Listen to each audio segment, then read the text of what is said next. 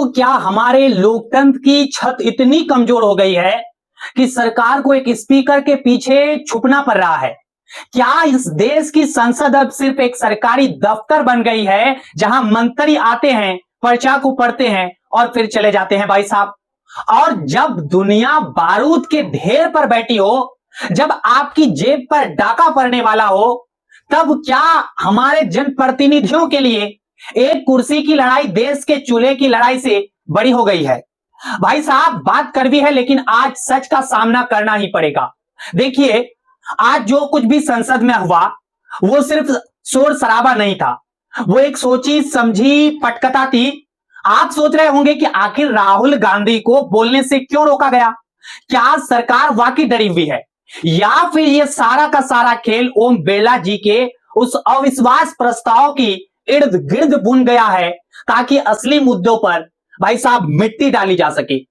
आप समझिए दोस्तों कि विपक्ष का सीधा आरोप है कि जब जब सरकार पर कोई गंभीर आंच आती है, जब जब घेराबंदी मजबूत होती है, तब तब ओम बिरला जी एक ढाल बनकर सामने आ जाते हैं। लेकिन आज तो हद हो गई है। आज भाई साहब ओम बिरला सदन में मौजूद भी नहीं थे, फिर भी ऐसा लगा जैसे सरकार उनके नाम की ओट लेकर खुद को बचा रही है। जरा माहौल को आप समझिए। पूरी दुनिया एक महायुद्ध की दहलीज पर आप देख पा रहे होंगे खड़ी हो चुकी है। मिसाइलें चल रही है, बेगुनाह मर रहे हैं और इसका सीधा का सीधा असर आपके साथ साथ हमारे घर के बजट पर भाई साहब पड़ रहा है। भारत इससे अछूत नहीं है। आप समझिए, एक तरफ तेल और गैस की कीमतों में आग लगी है, तो दूसरी तरफ हमारी अर्थव्यवस्था हिचकोले खा रही है। रुपया अपने इतिहास की सबसे निचले स्तर पर जा गिर गया है और शेयर मार्केट भाई साहब वहां तो जैसा कत्लेआम मच चुका है। आम आदमी की मेहनत की कमाई पानी की तरह बह रही है। दोस्तों, अब कायदे से होना क्या चाहिए था? आप समझिए, होना यह चाहिए था कि देश का प्रधानमंत्री सदन में आता, सीना ठोक कर बताता कि देश सुरक्षित है, अर्थव्यवस्था के लिए हमारे पास ये प्लान है। मोदी साहब ये कह पाते। दुनिया भर की भाई साहब सदनों में वहां के राष्ट्र बात की जाए तो अध्यक्ष जो है बोल रहे हैं, जवाब दे रहे हैं।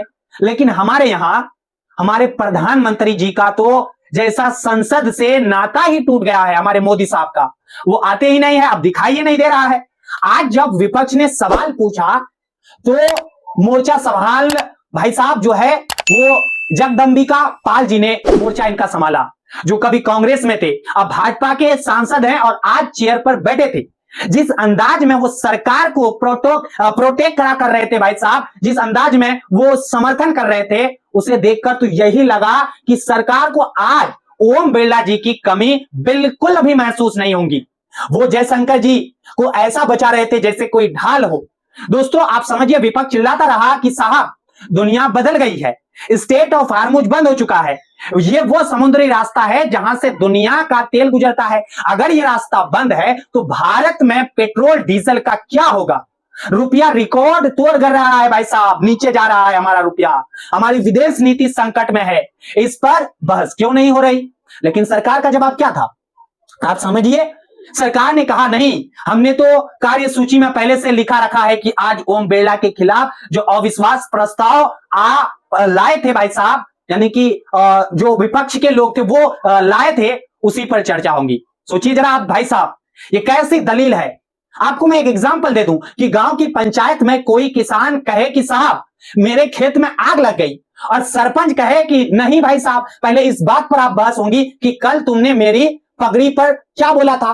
अरे भाई, प्राथमिकता बदलती है। आज से 20 दिन पहले जब वो प्रस्ताव आया था तब माहौल अलग था, प्रक्रियाएं अलग थी। आज दुनिया युद्ध के मुहाने पर खड़ी है, दहलीज पर खड़ी है।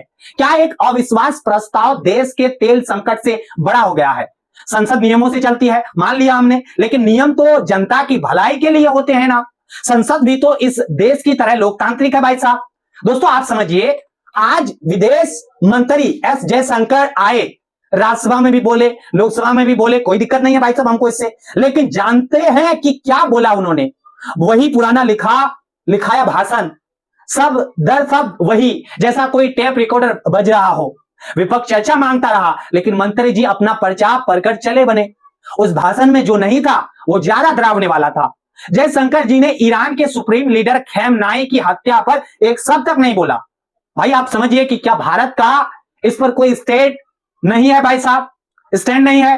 उन्होंने इस पर भी चुप्पी साधी कि कैसे अमेरिका और इजराइल ने ईरान के स्कूलों तक निशाना बनाया, जहां 160 मासूम बच्चियों की जानें चली गई। क्या हमारी संवेदनाएं मर चुकी है?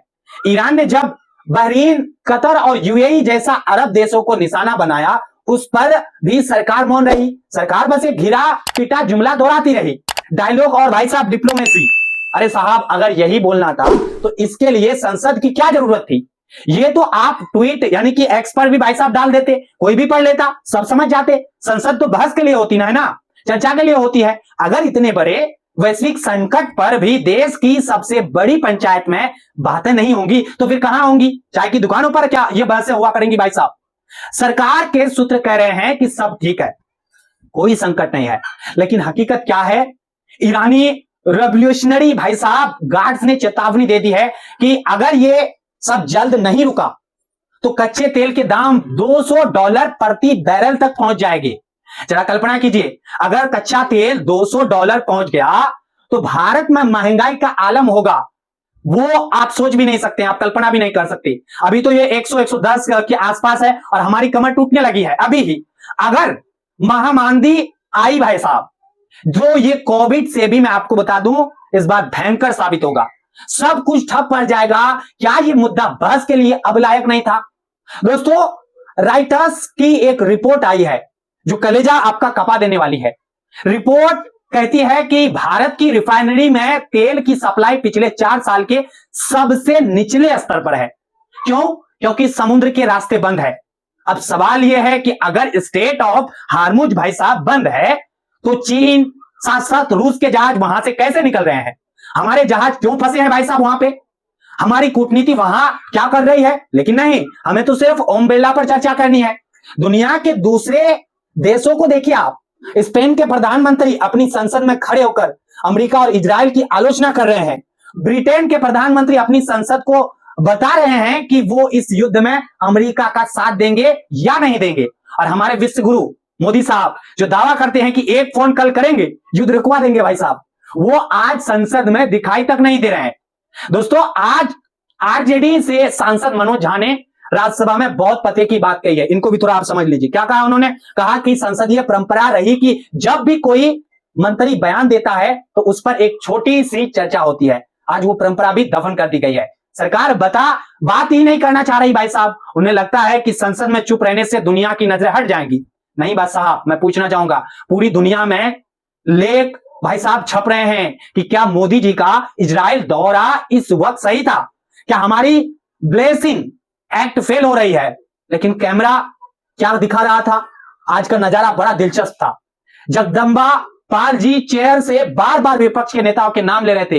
राहुल गांधी, महुआ मोइत्रा, कुमार शैलेजा, वही बात कर रहे तो वेणुगोपाल, मोहम्मद जावेद, वो ऐसे बोल रहे थे जैसे वो बहुत उदार है लोगों के प्रति, सबको बोलने देना चाह रहे हैं।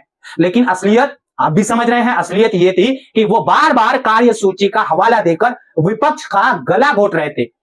हैरानी की बात तो यह है कि आप टीवी पर विपक्ष के विरोध की तस्वीरें तक नहीं दिखाई जाती। अब जाके, पहले जब सदन स्थगित होता था तो कैमरा एक लॉन्ग शॉट लेता था जिसमें दिखता था कि कौन विरोध कर रहा है, कौन वेल में है। आज क्या हुआ? जैसे ही जगदम्बिका पाल जी ने सदन स्थगित किया, कैमरा तुरंत सत्ता पक्ष के सांसदों की तरफ भाई साहब मोड़ दिया गया। विपक्ष को जैसे गायब ही कर दिया गया। दोस्तों, चेयर पर बैठे जगदम्बिका पाल जी कह रहे थे कि 1.5 लाख रुपया प्रति मिनट जो है खर्च हो रहा है, 9 करोड़ रुपया एक दिन का बर्बाद हो रहा है। ये मैं पूछना चाहूंगा, जनता के, ये भी कह रहे थे कि जनता के पसीने की कमाई है। अब मैं पूछना चाहूंगा, सुनने में कितना आपको अच्छा लगता है ना ये बात है, लेकिन पाल साहब ये मैं पूछना चाहूंगा कि जनता की कमाई का पैसा इसलिए खर्च होता है ताकि उनके मुद्दों पर वहां चर्चा हो सके।